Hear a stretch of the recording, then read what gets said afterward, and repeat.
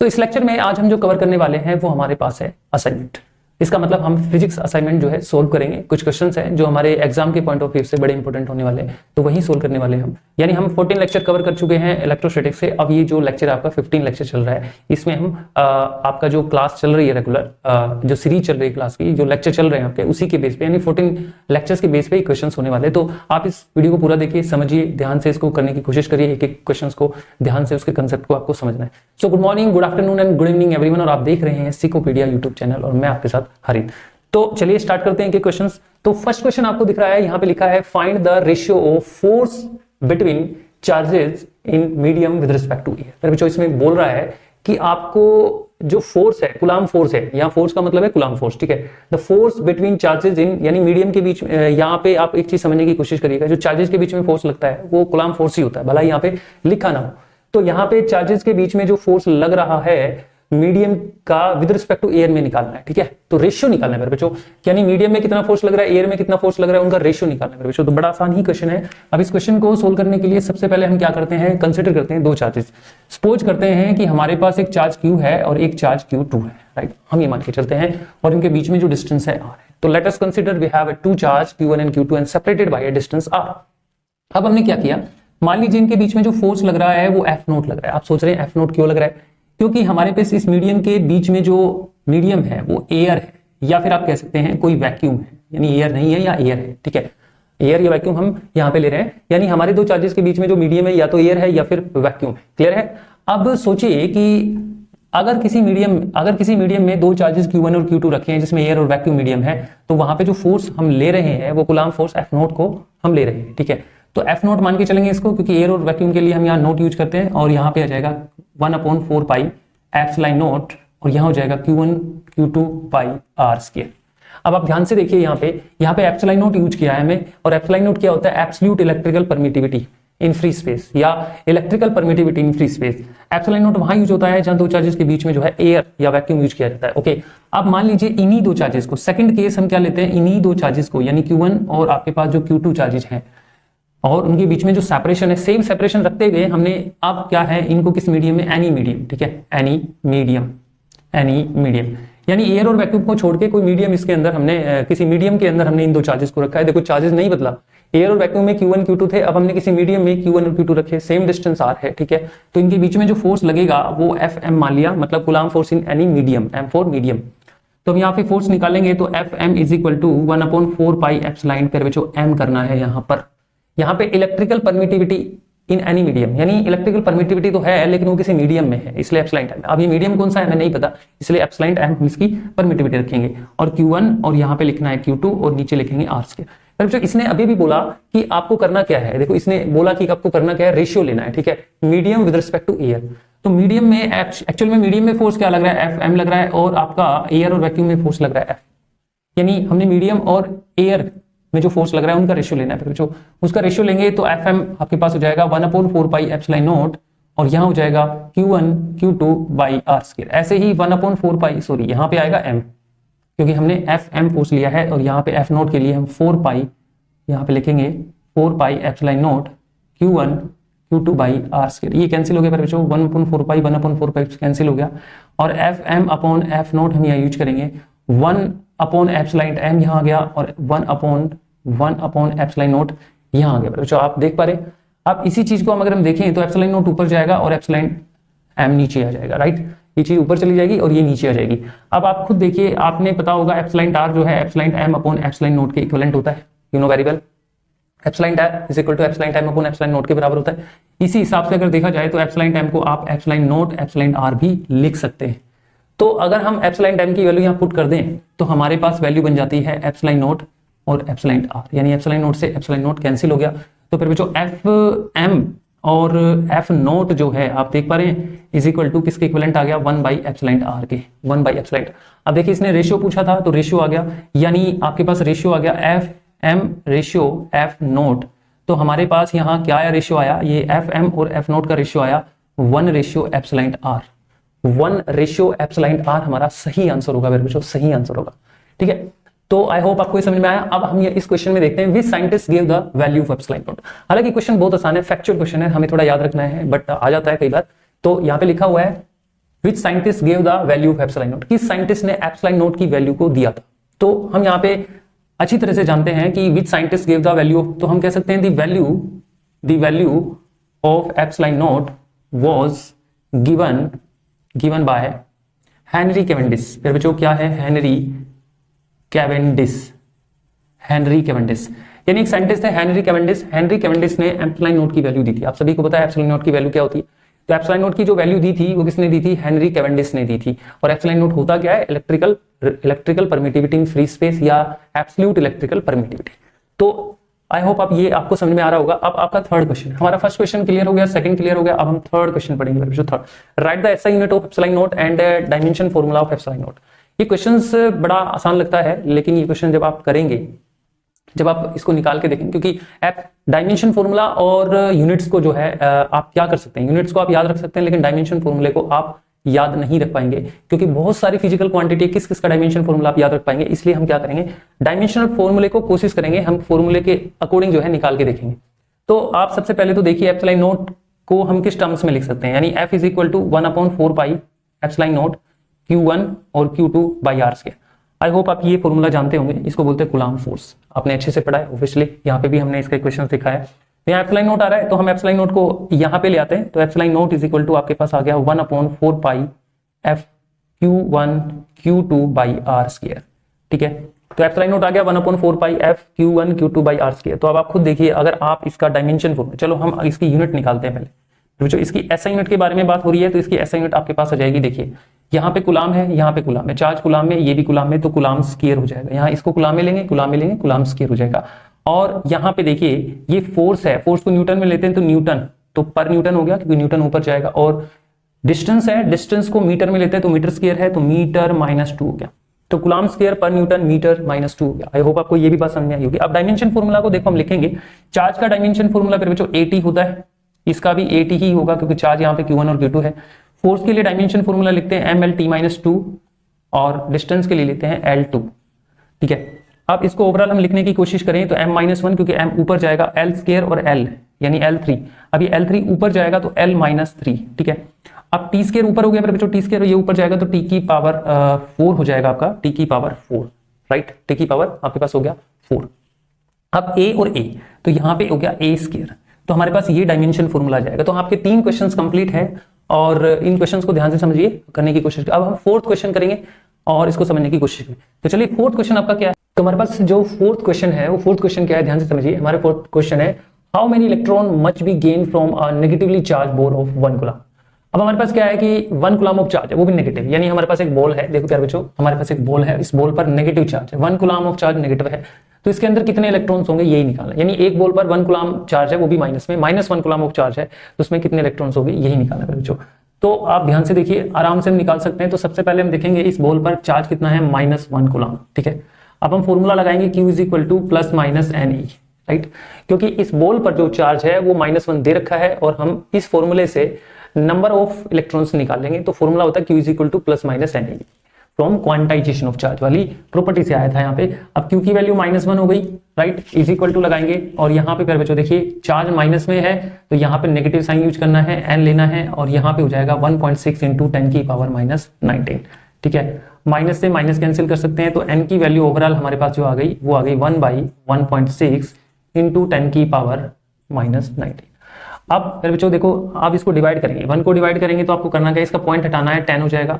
अब ये ऊपर जाएगा तो नीचे हो जाएगा 16, 10 की पावर ये हो जाएगा 10 की पावर आप यहाँ पे 18 कर लो, 19 होगा, 10 की पावर +19 होगा, लेकिन एक 10 मैंने यहाँ पे लगा दिया। ठीक है, जिसकी वजह से आपके पास n की वैल्यू आ जाएगी 6.25 × 10⁻18। तो इसका मतलब है बच्चों क्या हो गया कि अगर -1 कूलम चार्ज इस बॉल पर है तो नंबर ऑफ इलेक्ट्रॉन्स कितने आएंगे, इतने आएंगे। देखो कितना आसान है। ठीक है, हमने 14 लेक्चर जो पढ़े थे उन्हीं से ये क्वेश्चन बेस्ड हैं, उन्हीं से आ रहे हैं, उन्हीं टॉपिक को जो हमने अच्छे से पढ़ा था। आप देखिए next, for what distance is Coulomb's law true, यानी कूलम्ब्स लॉ जो है किस डिस्टेंस पर ट्रू होती है, किस डिस्टेंस पर ये ट्रू होती है, क्या ऑल डिस्टेंस पर ट्रू होती है, ये कह रहे हैं। तो आप यहाँ पे अगर समझे तो कूलम्ब्स लॉ जो है, कूलम्ब्स लॉ जो किस डिस्टेंस पर ट्रू करते हैं, अगर समझे तो हम बोलेंगे कूलम्ब्स लॉ, यानी हम कह सकते हैं Coulomb's law holds for all distances but greater than but greater than 10 की पावर -15 यानी न्यूक्लियर साइज। आप ध्यान से समझे मैंने क्या कहा। मैंने कहा या इस क्वेश्चन में कहा कि कूलॉम्स लॉ ट्रू किस डिस्टेंस पर होता है, कौन से डिस्टेंस पर ट्रू होता है, कितनी डिस्टेंस पर ट्रू होता है। तो हमने कहा Coulomb's law hold for all distance. Coulomb's law her distance पर काम करता है। अगर दो चार्ज को हम रखें तो हर डिस्टेंस पर उनके बीच में कूलॉम फोर्स लगेगा, यही यहाँ पे कूलॉम्स लॉ था।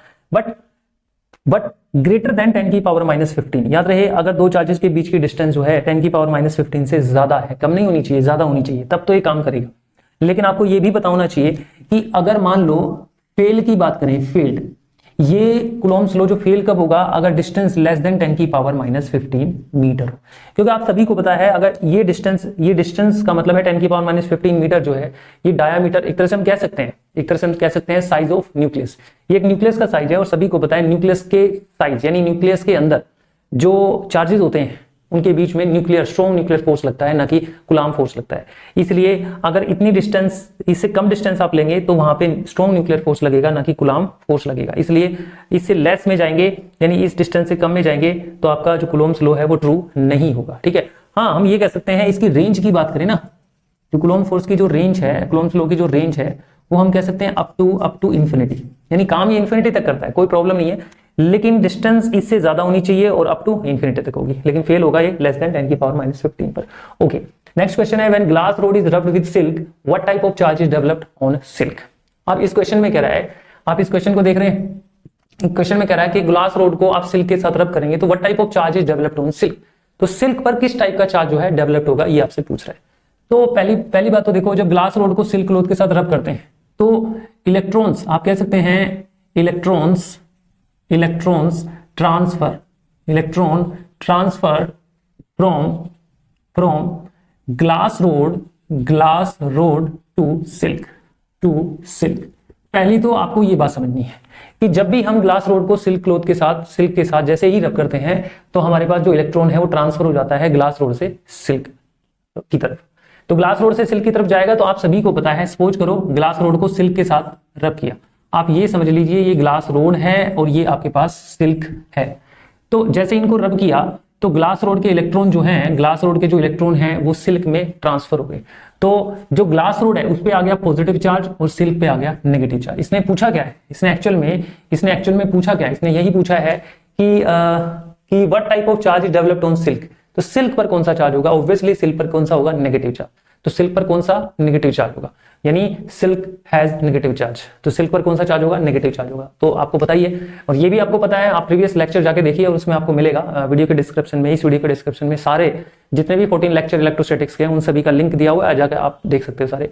भाई इसमें कैसे ग्लास रोड से सिल्क क्लॉथ में इलेक्ट्रॉन गया आप देखेंगे, किस तरह से ग्लास रोड के इलेक्ट्रॉन सिल्क में ट्रांसफर हुए, सिल्क से ग्लास में ही क्यों नहीं हुए, ये सब चीज हमने वहां पे बताई हुई है। अब देखिए 7th question, does the mass of body get affected on charging. ये कहता है क्या किसी बॉडी को जब हम चार्ज करते हैं, राइट, जब चार्ज करते हैं तो क्या बॉडी के मास पर इफेक्ट पड़ता है चार्जिंग के दौरान। तो ये चीजें आप ध्यान से समझिए, क्या पड़ता है, बोलेंगे यस, आपको ध्यान रखना है यस, बट नेग्लिजिबल स्मॉल। अब आप इस चीज को समझिए, ये कह रहा है does the mass of body get affected on charging, यानी किसी बॉडी को जब चार्जिंग करते हैं जैसे एक बैटरी को ही आपने चार्ज किया, जैसे एक बॉडी को ए और बॉडी बी है उनको हमने चार्ज किया, या बॉडी कोई भी बॉडी हो सकती है उनको हमने चार्ज किया, तो चार्ज करने पर क्या उनके मास में कुछ फर्क पड़ता है, ये आपसे पूछ रहा है। बिल्कुल करता है भाई, यस करता है, लेकिन नेग्लिजिबल स्मॉल, बहुत कम करता है, हाँ करता है। अगर हम प्रिसीजन की बात करें, प्रिसाइजली बात करें, बहुत मतलब एक तरह से एक्यूरेसी की बात करें तो हम यही कहेंगे कि हाँ पड़ता है, यस नेग्लिजिबल स्मॉल। कैसे बोल रहे हैं, जैसे मान लो बॉडी ये है, ये बॉडी बी है, हम मान लीजिए इसके, सपोज कीजिए इसके 1000 इलेक्ट्रॉन जो है बॉडी ए से बी में चले गए। अब आप सभी को पता है कि एक इलेक्ट्रॉन का मास जो है वो 9.1 इंटू 10 की पावर -31 किलोग्राम होता है। आप हालांकि एक इलेक्ट्रॉन का मास जो है बहुत कम होता है, इलेक्ट्रॉन एक लाइटर पार्टिकल है एज कम्पेयर टू प्रोटॉन के, एज कम्पेयर टू न्यूट्रॉन के, तो लाइटर पार्टिकल्स है, तो 9.1 इंटू 10 की पावर माइनस बहुत कम मास है, हमें भी पता है। बट एक इलेक्ट्रॉन जब ए बॉडी से दूसरी बॉडी में गया, क्योंकि चार्जिंग हो रही है, बॉडी ए से इलेक्ट्रॉन निकल के जब बी में जाएगा तो ये चार्जिंग प्रोसेस हो रहा है, ठीक है, transfer of electron is called charging, ये सभी को पता है। तो यहाँ 1000 इलेक्ट्रॉन गया तो 1 इलेक्ट्रॉन पे मास इतना है, तो 1000 इलेक्ट्रॉन अगर इधर गया तो सोचिए 1000 इलेक्ट्रॉन पे कितना मास होगा अगर एक का इतना है तो इसका मतलब है इस बॉडी ने मास को गेन कर लिया, गेन, ये मास को गेन कर रहे हैं और ये मास को लॉस कर रहे हैं, लॉस, है ना। तो यहाँ पे देखो मास पे तो इफेक्ट पड़ रहा है भाई, चार्जिंग के दौरान मास पे तो इफेक्ट पड़ रहा है। एक बॉडी जो है मास को गेन कर रही है तो एक बॉडी लॉस कर रही है, क्योंकि इस पे 1000 इलेक्ट्रॉन निकल के इसमें आ गए और इसके पास 1000 इलेक्ट्रॉन आ गए, इसके लॉस हो गए, इसके एक तरह से गेन हो गए। तो 1 इलेक्ट्रॉन पे मास इतना होता है, तो सोचिए 1000 पे कितना होगा। तो इसका मतलब मास पे इफेक्ट पड़ता है, बोलेंगे यस, नेग्लिजिबल स्मॉल, क्योंकि इलेक्ट्रॉन का मास बहुत ज्यादा कम होता है, बट फिर भी मास पे इफेक्ट पड़ेगा जब हम किसी बॉडी को चार्जिंग करेंगे। तो चलिए अब हम क्वेश्चन करते हैं आपका। तो हमारा 8 क्वेश्चन है dielectrics constant of water is 80 and what is it's permittivity. तो आपसे क्या कह रहा है, dielectric constant of water, water का डाइलेक्ट्रिक कांस्टेंट दिया हुआ है बच्चों, वाटर का ना डाइलेक्ट्रिक कांस्टेंट दिया हुआ है, क्या दिया हुआ है 80। अभी डाइलेक्ट्रिक कांस्टेंट क्या होता है बच्चों, देखो डाइलेक्ट्रिक कांस्टेंट का मतलब होता है एप्सिलॉन आर, जिसे हम रिलेटिव इलेक्ट्रिकल परमिटिविटी भी कहते हैं और इसको हम के भी कह सकते हैं और एप्सिलॉन आर भी कह सकते हैं, इसको डाइलेक्ट्रिक कांस्टेंट भी कहते हैं। ये वाटर का दिया हुआ है बच्चों 80, ठीक है, आपके सामने 80 है। अब हमें निकालना क्या है, what is it's permittivity, what is it's permittivity, permittivity यानी वाटर की एप्सिलॉन निकालना है, एप्सिलॉन, वाटर का एप्सिलॉन निकालना है, यानी परमिटिविटी हमें निकालनी है। तो आप ध्यान से देखिए, आपको पता है we know very well epsilon r is equal to epsilon m upon epsilon naught, ठीक है। ये फॉर्मूला होता है रिलेटिव इलेक्ट्रिकल परमिटिविटी या dielectric constant is equal to electrical permittivity in medium upon epsilon naught, electrical permittivity in air. ये formula होता है, आपको अच्छे से पता है। अब इस फॉर्मूले के अकॉर्डिंग हम चले तो देखो ये कहता है इलेक्ट्रिकल परमिटिविटी इन मीडियम, और ये वाटर की यहाँ पे मीडियम क्या है, एम की जगह वाटर है, मतलब इलेक्ट्रिकल परमिटिविटी हम वाटर की बात कर रहे हैं। तो अगर मैं यहाँ से एप्सिलॉन एम को बाहर करूं तो आपके पास एप्सिलॉन नॉट एप्सिलॉन आर आ जाएगा, राइट। अभी मैंने बताया आप वाटर की निकालना चाहते हो तो यहाँ पे हो गया आपके पास वाटर, ठीक है। एप्सिलॉन नॉट की वैल्यू आपके पास गिवन होती है, एप्सिलॉन नॉट एक कांस्टेंट वैल्यू जिसकी वैल्यू नेचर में होती है 8.85, यानी एयर और वैक्यूम में एप्सिलॉन नॉट की जो वैल्यू होती है 8.85 इंटू 10 की पावर आपके पास होता है 12, और एप्सिलॉन आर आपके पास दिया हुआ है 80, क्या दिया हुआ है बच्चों 80। अब आप इसको सोल्व करेंगे तो एप्सिलॉन यानी इलेक्ट्रिकल परमिटिविटी ऑफ वाटर जो आ जाएगा वो आपके पास आ जाएगा 708.3 इंटू 10 की पावर 12।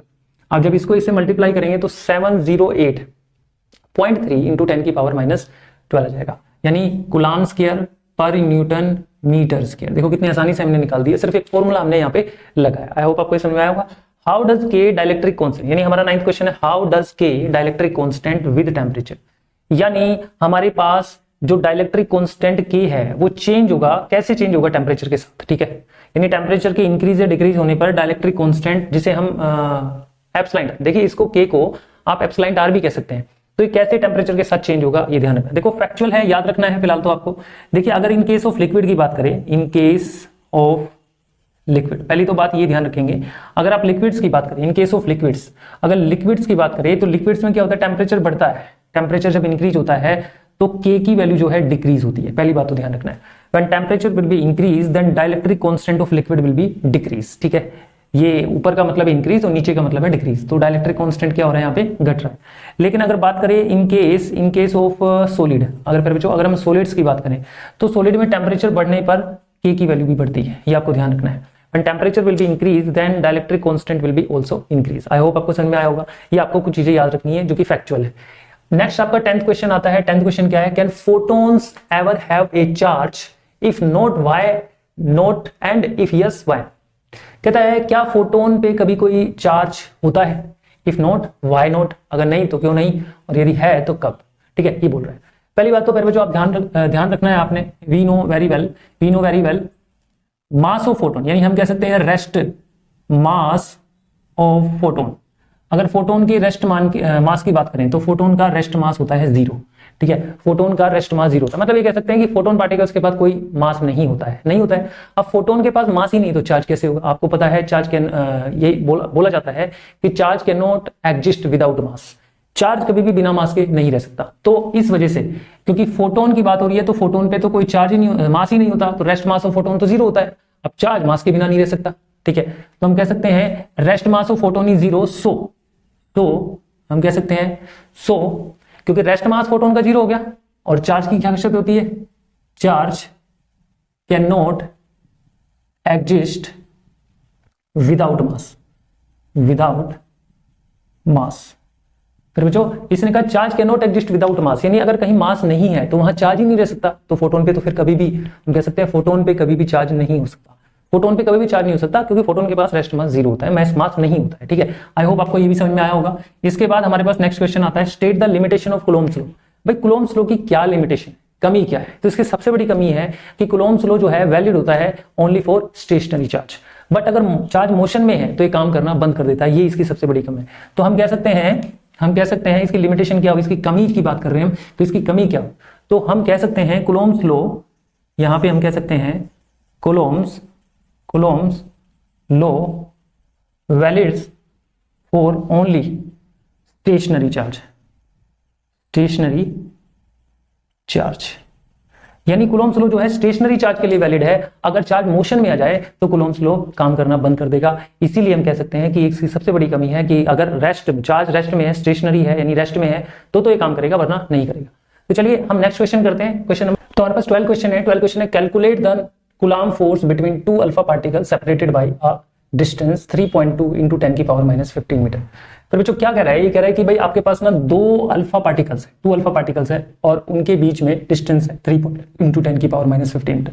क्योंकि अल्फा पार्टिकल है और अल्फा पार्टिकल पे पॉजिटिव चार्ज होता है तो इनके बीच में कूलम्ब फोर्स लगेगा। पहली बात तो ये ध्यान रखना है आपको।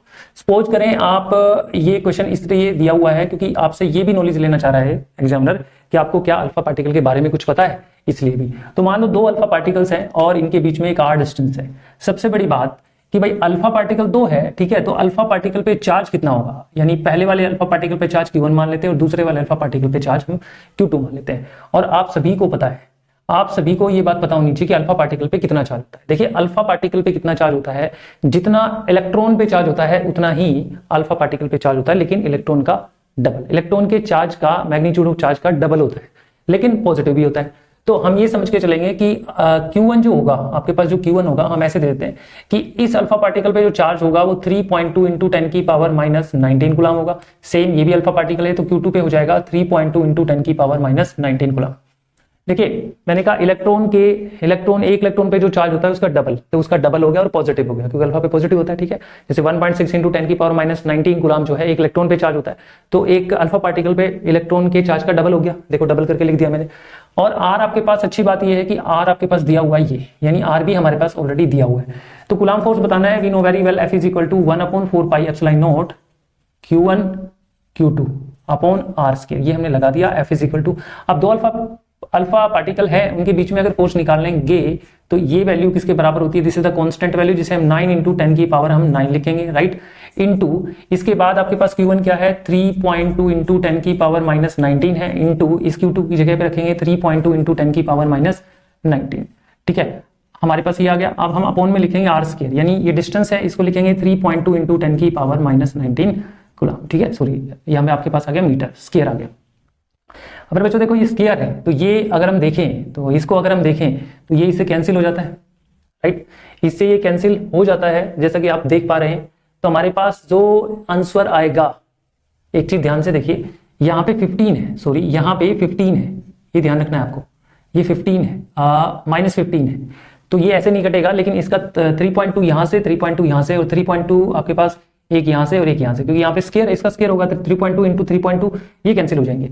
अब ओवरऑल जब इसकी कैलकुलेशन आप करके देखेंगे तो देखो 9 तो एक आ जाएगा और 10 की पावर 9 और 10 की पावर देखो ये 15 है तो इसका स्क्वायर करेंगे 30 और ये आपके पास आ जाएगा ऊपर आ जाएगा -38। जब ये ऊपर जाएगा तो ओवरऑल आपके पास जो बचेगा 10 की पावर 8 बचेगा, या हम कह सकते हैं 10 यानी पूरे की कैलकुलेशन करें तो हमारे पास 90 न्यूटन आएगा, 90 न्यूटन आएगा। आप करके देख सकते हैं, इसका जो कैलकुलेशन करेंगे 90 न्यूटन आएगा।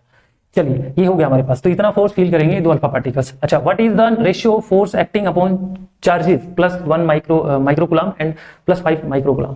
तो देखो कितना अच्छा क्वेश्चन पूछा है, इसने कहा है कि आपके पास एक चार्ज है, ठीक है, एक चार्ज है +1 माइक्रो कूलम्ब और एक चार्ज है +5 माइक्रो कूलम्ब, ठीक है, इनके बीच में फोर्स का रेशियो बताना है। ठीक है, मान लो ए पॉइंट पर रखा है ये वाला चार्ज और बी पर रखा है ये वाला। फिर बच्चों अगर मान लो ये सपोज कीजिए कि जो ये वाला चार्ज है उस पर फोर्स लगा रहा है, तो हम ये कह सकते हैं कि ए वाला चार्ज बी पर फोर्स लगा रहा है और बी वाला चार्ज जो है ए पर फोर्स लगा रहा है। अब आप सभी को पता है कूलॉम्स लॉ जो है न्यूटन के थर्ड लॉ को ओबे करता है, ठीक है।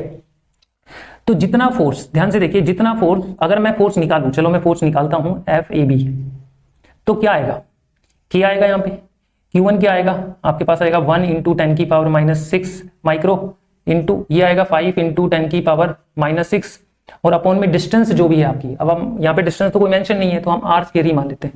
अब ये वाला चार्ज इस पे फोर्स लगाएगा तो सेम ही तो लगाएगा, कोई चेंजमेंट नहीं होगा, सेम ही लगाएगा, कोई चेंजमेंट नहीं होने वाला, ये भी ध्यान रखना है आपको आपके पास, ठीक है। सेम डिस्टेंस रहेगी, सेम चार्जेस रहेंगे, तो ओवरऑल इसका मतलब दोनों फोर्स सेम होंगे। तो हम कह सकते हैं कि FAB रेशियो ऑफ FBA अगर निकाले तो क्या आएगा 1:1, 1:1 आएगा फिर बच्चों 1:1, क्योंकि जितना फोर्स ये इस पे लगाएगा उतना फोर्स इस पे लगाएगा, इसलिए 1:1 यहाँ पे आएगा, क्योंकि दोनों फोर्स सेम है, इनको डिवाइड में लिखेंगे कट जाएंगे 1 आएंगे तो 1:1 ही आएगा इसका। नेक्स्ट आता है what will be the value of absolute electrical permittivity यानी एप्सिलॉन नॉट, और सेकंड है कूलाम कांस्टेंट ऑफ प्रोपोर्शनलिटी की, इनकी वैल्यू। देखो इतना आसान क्वेश्चंस भी पेपर में आ जाता है, तो ये आए हुए क्वेश्चंस हैं। तो यहाँ पे अगर हम बात एप्सिलॉन नॉट की करें, एप्सिलॉन नॉट की जो कांस्टेंट वैल्यू होती है 8.85, अभी लिखी हमने 10 की पावर -12, ठीक है। ये आ जाएगा हमारे पास कूलाम स्क्वायर पर न्यूटन मीटर स्क्वायर, ठीक है। और हमारे पास constant of proportionality coulomb constant यानी के की वैल्यू अगर देखें तो 9 इंटू 10 की पावर 9 होती है, क्या होती है बच्चों 9 इंटू 10 की पावर 9 होती है, और ये होगी न्यूटन मीटर स्क्वायर पर कूलाम स्क्वायर, ठीक है। ओके, आप सभी को बताया ना के की वैल्यू 1/4 पाई एप्सिलॉन नॉट के बराबर होती है, इसी को कैलकुलेट करके हम ये वैल्यू हमने बनाई है, ठीक है। ओके, नेक्स्ट क्वेश्चन 15 देखिए, what will be the nature of electric force between the charges if, nature बताना है, नेचर का मतलब यहाँ पे रिपल्सिव अट्रैक्टिव ये बताना है। अब देखो कहता है कि अगर बोथ चार्ज आर पॉजिटिव, मान लो दोनों चार्ज पॉजिटिव हो तो बताइए इलेक्ट्रिक फोर्स का नेचर कैसा हो। फिर बच्चों दोनों चार्ज अगर पॉजिटिव हो गए तो सबको पता है दो लाइक चार्ज हो गए तो पॉजिटिव चार्ज हो गए, दोनों पॉजिटिव के बीच में कैसा फोर्स लगेगा, रिपल्सिव फोर्स। तो रिपल्सिव इन नेचर होगा। अगर हम बात करें बोथ चार्जेस नेगेटिव तो यहाँ पे भी फिर बच्चों क्या आएगा, यहाँ पे भी रिपल्सिव इन नेचर आएगा। अब यहाँ पे कह रहा है फर्स्ट पॉजिटिव सेकंड नेगेटिव, तो भाई अट्रैक्टिव आएगा, एक पॉजिटिव यानी अनलाइक चार्ज है तो यहाँ पे अट्रैक्टिव आएगा, ठीक है। अब देखो यहाँ पे कह रहा है Q1 और Q2 का प्रोडक्ट हुआ 0 से ज्यादा है। अब ध्यान से समझने वाली बात है, अगर Q1 और Q2 का प्रोडक्ट 0 से ज्यादा आएगा तो या तो दोनों चार्ज पॉजिटिव होंगे या दोनों नेगेटिव होंगे। अब आप खुद देखिए, अगर मान लो -1 कूलाम मल्टीप्लाई अगर -1 कूलाम रखूं तो आपके पास क्या आना चाहिए, 1 आना चाहिए, 1 कूलाम आना चाहिए। तो दो चार्जेस नेगेटिव लिए तो आपके पास देखो ये यहाँ पे जैसा कि मैंने बताया है Q1 Q2 is greater than 0 है यहाँ पे, ठीक है। अभी कहता है कि नेचर ऑफ कूलाम फोर्स या इलेक्ट्रिकल फोर्स कितना होगा, कैसा होगा उसका नेचर, कि Q1 और Q2 का जो प्रोडक्ट है वो 0 के ग्रेटर आएगा। तो जैसे कि मान लो -1 कूलाम मल्टीप्लाई -1 कूलाम, यानी हमने -1 कूलाम और -1 कूलाम का प्रोडक्ट किया तो देखिए +1 कूलाम आएगा। अब देखो ये 0 से ज्यादा है, आप खुद देखो, आप ये 1 जो कूलाम आया वो 0 से ज्यादा है। अब आप ध्यान से देखिए कि ये नेगेटिव तो दोनों लाइक चार्ज है। अगर लाइक चार्ज है तो ऑब्वियसली यहाँ पे क्या आएगा, ये repulsive force, right, repulsive force आएगा। अब दूसरे में देखिए Q1 Q2 is less than 0। फिर बच्चों देखिए Q1 और Q2 का जो प्रोडक्ट है वो 0 से कम आना चाहिए। अब आप इसको समझने की कोशिश करिए, -1 कूलाम मल्टीप्लाई अगर मैं +1 कूलाम ले लूं तो देखो -1 और +1 को मल्टीप्लाई करेंगे, इनका प्रोडक्ट लेंगे तो -1 कूलाम ही आएगा कि नहीं आएगा। अब देखो आप क्या ये 1 से कम आ रहा है, सॉरी 0 से कम आ रहा है, क्या इन दोनों का प्रोडक्ट 0 से कम आ रहा है, जैसे Q1 ये रहा Q2 ये रहा, मल्टीप्लाई यानी प्रोडक्ट किया तो -1 0 से कम आया तो देखो इसका मतलब ये प्रॉपर्टी फिट बैठ रही है, इसका मतलब यहाँ पे आप देख रहे हैं ये अट्रैक्टिव फोर्स हुआ। क्या हुआ फिर बच्चों, अट्रैक्टिव फोर्स। वैसे भी आपको ध्यान रखना है, जब पॉजिटिव फोर्स आता है तो रिपल्सिव होता है, जब नेगेटिव आता है तो समझ लो अट्रैक्टिव। नेगेटिव मतलब अट्रैक्टिव फोर्स, पॉजिटिव मतलब रिपल्सिव फोर्स। अब Q1 0 से ज्यादा है और Q2 0 से कम है। फिर बच्चों अगर Q1 0 से ज्यादा है तो इसका मतलब पॉजिटिव है, और Q2 अगर 0 से कम है तो वो नेगेटिव है। इसका मतलब हमारे पास एक चार्ज हो गया नेगेटिव और उसका प्रोडक्ट दूसरे का चार्ज हो गया हमारे पास Q2 नेगेटिव पॉजिटिव। तो ये तो हो गया हमारा पॉजिटिव, क्योंकि Q1 जो है 0 से ज्यादा है तो पॉजिटिव, और Q2 0 से कम है तो इसका मतलब ये नेगेटिव। इन दोनों का प्रोडक्ट की बात करें तो इन दोनों का प्रोडक्ट क्या आएगा फिर बच्चों, खुद देखिए आप, क्या आएगा, >1 0 आएगा। या फिर आप सीधी बात करें तो हम ये कह सकते हैं कि आपके पास Q1 हो गया पॉजिटिव और Q2 हो गया नेगेटिव, तो इसका मतलब क्या, कौन सा फोर्स होगा, अट्रैक्टिव फोर्स होगा। फिर बच्चों क्या होगा, अट्रैक्टिव फोर्स होगा, ठीक है। तो ये क्वेश्चन हो गया। अब हम 16 क्वेश्चन की ओर बढ़ते हैं। तो 16 क्वेश्चन आप देख रहे हैं, 16 क्वेश्चन क्या है, find the electric force between two charges having charge of 2 microcoulomb and 3 microcoulomb placed 2 centimetre apart from each other. फिर बच्चों क्या बोल रहा है, ये कहने की ये कोशिश कर रहा है, क्वेश्चन ये कह रहा है कि आपके पास 2 माइक्रोकूलम चार्ज है, यानी Q1 आप मान लीजिए 2 माइक्रोकूलम है, ठीक है। आपके पास दूसरा चार्ज यानी Q2 जो है 3 माइक्रोकूलम है, राइट, दो चार्जेस हो गए। अच्छा, अब आपके पास ये कह रहा है कि डिस्टेंस जो है, जो डिस्टेंस है यानी आर मान लेते हैं डिस्टेंस को, वो 2 सेंटीमीटर है। ठीक है, तो आपने इन दो फोर्स के बीच में, सॉरी इन दो चार्जेस के बीच में फोर्स निकालना है। बड़ा आसान है इसको निकालना। तो हम ये फॉर्मूला लगाएंगे के Q1 Q2 by r square. तो मेरे बच्चों के की वैल्यू 9 इंटू 10 की पावर 9 होती है। ठीक है, एसआई यूनिट होती है 9, एसआई यूनिट में के की वैल्यू 9 इंटू 10 की पावर 9 होती है। अगर सीजीएस यूनिट में ले तो 1 होती है। ठीक है, बट हम 9 इंटू 10 की पावर 9 लेंगे एसआई में। Q1 कितना है 2 माइक्रोकुलाम, 2 माइक्रोकुलाम को कुलाम में चेंज करेंगे तो -6 हो गया। ठीक है, Q2 की जगह यानी Q2 की जगह ये रखेंगे Q2, तो ये हो जाएगा आपके पास 3 इंटू 10 की पावर -6। ठीक है, ओके। अब हम R की जगह रखेंगे 2 सेंटीमीटर है, मीटर में कन्वर्ट करके रखेंगे तो 10 की पावर -2 का स्क्वायर। राइट, तो फिर जो हमारे पास ये 16 क्वेश्चन है और 16 क्वेश्चन में हमने यहाँ फॉर्मूले में वैल्यूज अभी फिलहाल जो है पुट की है। ज्यादा हम यहाँ पे कुछ नहीं कर रहे, सिंपल सा आपका ये है और आराम से इसको आप कर सकते हैं। तो देखिए सारी वैल्यूज रखने के बाद आपके पास जो वैल्यू आएंगी, सारी वैल्यू आपने लिखी, तो बताइए क्या आएगी। यहाँ इसको रखेंगे तो आपके पास क्या आएगा वट। तो यहाँ पे अगर हम देखें तो हमारे पास कैलकुलेशन में आएगा 135 यानी 135 न्यूटन। फिर बच्चों 135 न्यूटन हमारे पास यहाँ रिजल्ट आएगा। तो इसका मतलब जब आप इसको कैलकुलेट करेंगे तो आपके पास इतना आंसर आएगा। ठीक है, आप इसको कैलकुलेट कर लेना। ओके, अब आपके पास 2 point charges each of 1 microcoulomb are attracting each other with a force of 1 newton, what will be the distance between them. ये कह रहा है 2 point charges each of 1 microcoulomb. फिर बच्चों इस क्वेश्चन में कह रहा है कि आपके पास 1 माइक्रोकुलाम चार्ज, 1 माइक्रोकुलाम चार्ज इधर है, 2 माइक्रोकुलाम चार्ज है, इनके बीच में डिस्टेंस आर है, बट हमें ये डिस्टेंस नहीं पता है। ये दोनों चार्जेस जो है एक दूसरे को अट्रैक्ट कर रहे हैं। फिर बच्चों एक चीज का ध्यान रखना, ये दोनों चार्ज एक दूसरे को अगर अट्रैक्ट कर रहे हैं तो एक चार्ज नेगेटिव होना चाहिए। 2 point charges each of 1 microcoulomb are attracting each other, इसका मतलब एक नेगेटिव है एक पॉजिटिव है। ठीक है, ये नेगेटिव मान लो ये पॉजिटिव मान लो, तो इनके बीच में जो फोर्स लग रहा है वो 1 न्यूटन लग रहा है। ठीक है, तो डिस्टेंस बतानी। फिर बच्चों सब कुछ क्लियर हो गया यहाँ पे। तो Q1 आपको 1 माइक्रोकुलाम लेना है, जिसे हम 10 की पावर -6 कुलाम लिख सकते हैं। यहाँ पे Q2 की वैल्यू -1 माइक्रोकुलाम लेना है, जिसे हम लिख सकते हैं -10 की पावर -6 कुलाम। ठीक है, डिस्टेंस आपके पास है नहीं, लेकिन आपके पास फोर्स जो है वो 1 न्यूटन दे रखा है। ठीक है, अब हम फटाफट से फॉर्मूला लगाएंगे। आपके पास फॉर्मूला होता है F = K Q1 का मैग्नीट्यूड फिर बच्चों Q2 का मैग्नीट्यूड अपॉन आर स्क्वायर।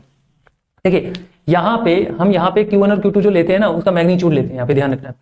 तो फोर्स है 1 = K की वैल्यू 9 इंटू 10 की पावर 9 है, इंटू Q1 आपके पास फिर बच्चों क्या है 10 की पावर -6। अब ये Q2 जब हम इसमें पुट करेंगे तो इसका मैग्नीट्यूड लेना है, तो माइनस का प्लस हो जाएगा फिर बच्चों, या माइनस का प्लस हो जाएगा और अपॉन आ जाएगा आर स्क्वायर। अब आप सभी को पता है कि आर स्क्वायर को इधर लेंगे, तो इसको हम लेंगे तो हमारे पास 9 इंटू 10 की पावर 9 इंटू 10 की पावर -12। तो 9 इंटू 10 की पावर 9 और 10 की पावर -6 हो जाएगा -12। ठीक है, अब इसको सोल्व करेंगे, आप टाइम वेस्ट नहीं करिए, सोल्व करेंगे तो 0.094 आपके पास मीटर आएगा। सेंटीमीटर में कन्वर्ट करेंगे तो आपके पास सेंटीमीटर में आएगा 9.4 सेंटीमीटर। ठीक है, देखिए इसको सोल्व करेंगे, आर जो रूट चढ़ेगा इस पे जाके वहां पे रूट जाएगा तो आपके पास ये बन जाएगा 0.094 मीटर और फिर आपके पास आ जाएगा 9.4 सेंटीमीटर। आई होप आपको समझ में आया होगा किस तरह से कैलकुलेशन आप कर सकते हैं। अब नेक्स्ट क्वेश्चन है, इस नेक्स्ट क्वेश्चन में आप ध्यान से देखिए, नेक्स्ट क्वेश्चन में कह रहा है distance between the 2 charges is doubled keeping their magnitude of charge same, but what will be the effect on the force between them. देखिए कह रहा है, तो ऐसे क्वेश्चन में कह रहा है कि डिस्टेंस डबल कर दी जाए, चार्ज डबल या हाफ कर दिया जाए, कुछ ऐसा कहे, तो आपको सबसे पहले क्या करना है, लेट करना है। Let two charges Q1 and Q2 separated by distance r, by distance r, ये मान के चलेंगे। ठीक है, सबसे पहले तो मान के चलेंगे। तो अगर ऐसा है, 2 चार्ज है Q1 Q2 और इनके बीच में डिस्टेंस आपके पास r है, तो चार्ज हो गया फोर्स हो गया K Q1 Q2 by r square. Equation first मान लेते हैं इसको। नाउ अब आपको नाउ लिखना है। नाउ मतलब अब क्या है, अब ये कह रहा है कि भाई ऐसा है कि डिस्टेंस जो है आपने डबल कर दी। ठीक है, पहले वाली डिस्टेंस की डबल कर दी, यानी आपकी जो डिस्टेंस है, now distance will be double, यानी 2r हो गई डिस्टेंस। पहले डिस्टेंस r थी, अभी हो गई डबल। तो फिर जो नया फोर्स क्या आएगा, F dash is equal to, यहाँ पे K का K रहेगा, K चेंज नहीं होगा, यहाँ पे Q1 और Q2 ही रहेगा। आप बोलोगे ये क्यों सेम रहेंगे, क्योंकि देयर मैग्नीट्यूड चार्ज सेम, यानी चार्ज का मैग्नीट्यूड सेम रहेगा। ठीक है, ओके। अब r की जगह, अब यहाँ r की जगह में 2r रखना पड़ेगा, 2r का K, तो K Q1 Q2 बाई यहाँ पे हो गया r स्क्वायर और ये हो गया 4। ठीक है, तो 2 का स्क्वायर 4 हो गया और r का स्क्वायर r स्क्वायर हो गया। ठीक है, अब आप देखो ये वैल्यू किसके बराबर है, तो F dash is equal to KQ by R, K Q1 Q2 by R square जो है F के बराबर है। तो F बाई यहाँ पे आ गया 4, F बाई यहाँ पे आ गया 4। यानी हमारे पास जो नया फोर्स आया है वो पहले वाले फोर्स के, यानी जो प्रीवियस फोर्स है, फॉर्मर फोर्स है, उसका 1/4 पार्ट आया। तो आई होप आपको ये असाइनमेंट अच्छा लगा होगा। असाइनमेंट के जितने भी क्वेश्चन हमने कराए, यानी 18 क्वेश्चन हमने कराए, इनको वीडियो को दोबारा से अब देखिए जो क्वेश्चन आपको समझ में नहीं आया और इसको ट्राई करते रहिए। So thank you very much.